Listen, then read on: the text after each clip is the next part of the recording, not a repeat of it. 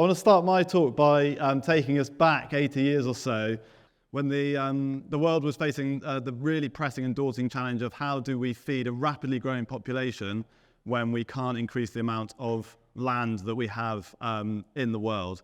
And plant scientists and technology companies were set to the task of working out how to increase yields and increase food production. And the results of that process were absolutely a staggering success. In Mexico, where arguably this green revolution began, between 1940 and 1960, wheat yields increased fivefold. In 20 years, a fivefold increase in wheat yields.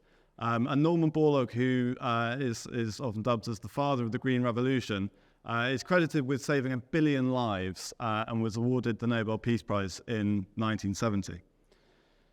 So the Green Revolution saved the world from experiencing mass starvation, but it didn't come cost-free.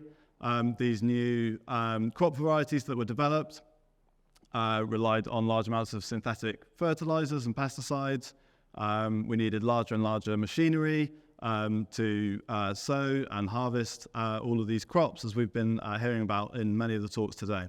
And the energy needed to be input per unit of crops harvested went up. So today we're in a situation where the food system as a whole globally is accounting for about a third of greenhouse gas emissions, and we have disrupted nutrient cycles to an extent that is threatening the integrity of the biosphere. So global heating and biodiversity loss are now the pressing and daunting challenges of today. And in addressing them, I think it's really useful to try and pick out some lessons from the Green Revolution. And I've chosen to focus on 3 for this talk.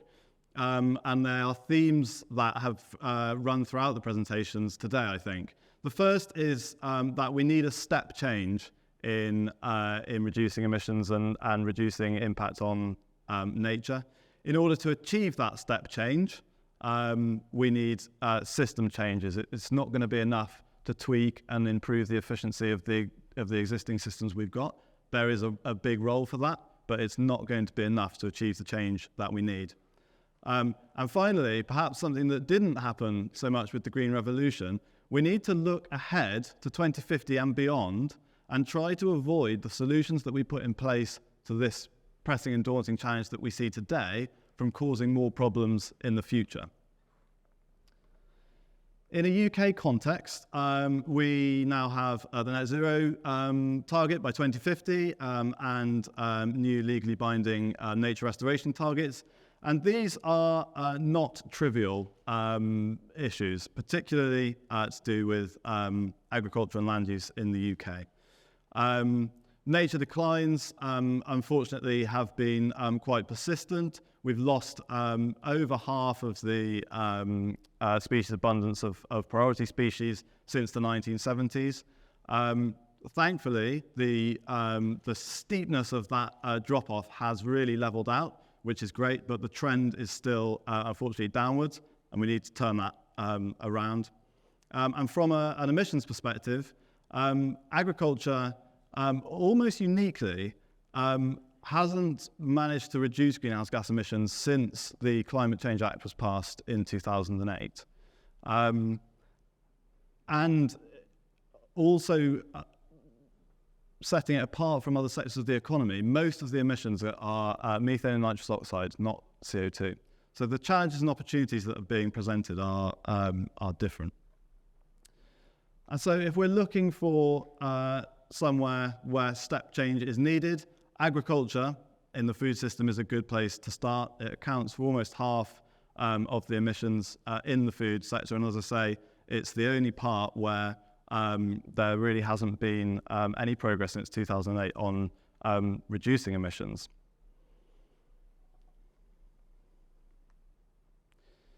So we need to see a step change in emissions and impact on nature, but what does this look like and how do systems need to change? At Green Alliance, we have been doing some modelling on land use and agricultural management.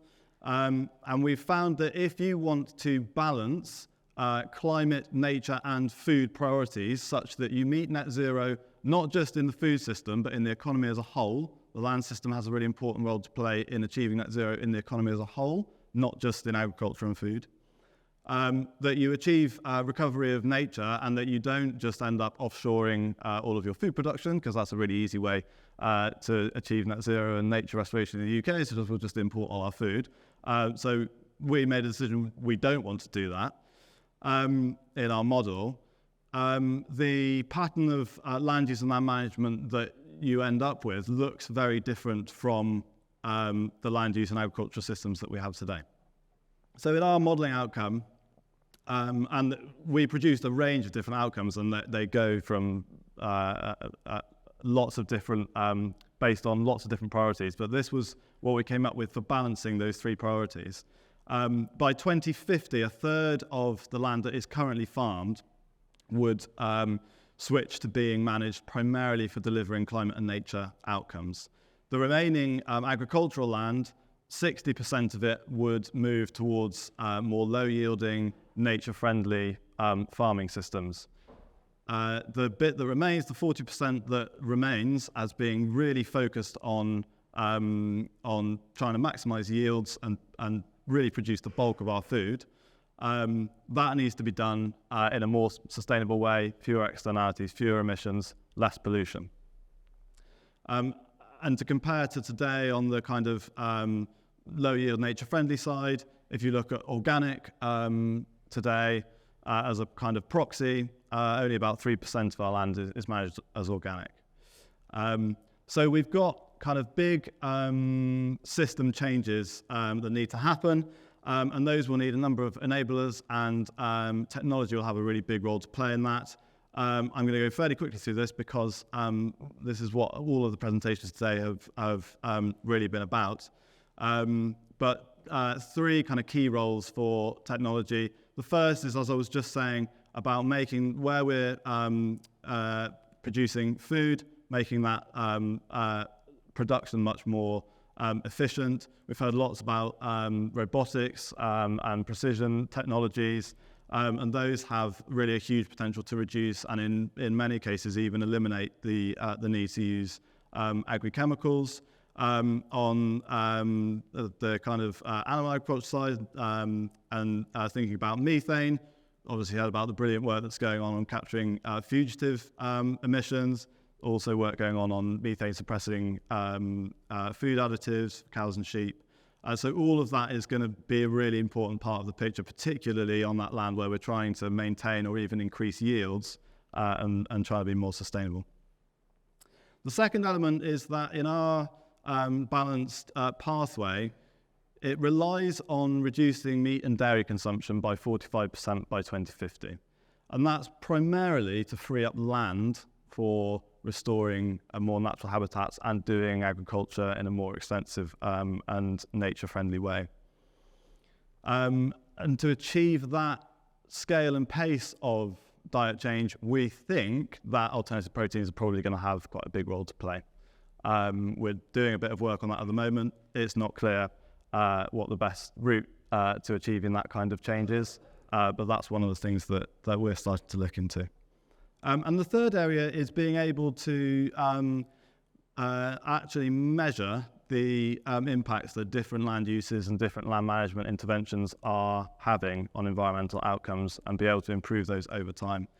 And the reason that's important is because at the moment, so much is based on modelling and studies that happened in particular places that are being extrapolated to other places, which basically enables anyone with any system to make a case that it's the most sustainable system anywhere in the world by picking and choosing which tools they're using, which data they're using.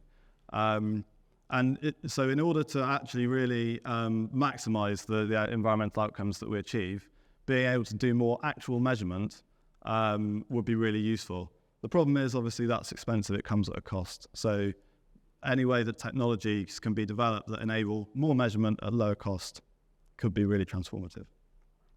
So, so far I've made the case that we need a step change in emissions in the food system, and in order to achieve that we need to see some systems changing, not just incremental changes. The third lesson that I mentioned at the beginning was that we need to look ahead to 2050 and beyond and try not to introduce new problems with the solutions that we come up with today. Obviously, we can't know the future, and in fact, we can't predict the future. So the systems that we start to put in place today to deal with these challenges need to be resilient and adaptable. They need to be able to flex. They need to even be able to change course in the future in order to deal with events. And the key to that, I think, is diversity, and that's across the board. Diversity in land uses, diversity in production systems, diversity in the crops and food products that we have, diversity in the technologies we're using, and the knowledge that we have in the research that we're doing. If you build a system with diversity as its central principle, then you have way more options in the future to flex this bit of the system or that bit of the system to deal with the impacts of climate, extreme weather, disease, public health, whatever might come up that takes us by surprise. The Green Revolution responded really effectively to a single overwhelming priority, but it led to a lot of diversity in the system and a lot of system lock-in. Now that we're kind of trying to break that system lock-in and look for more sustainable ways forward, we really need to use diversity as our kind of operating principle to build that system. Thank you.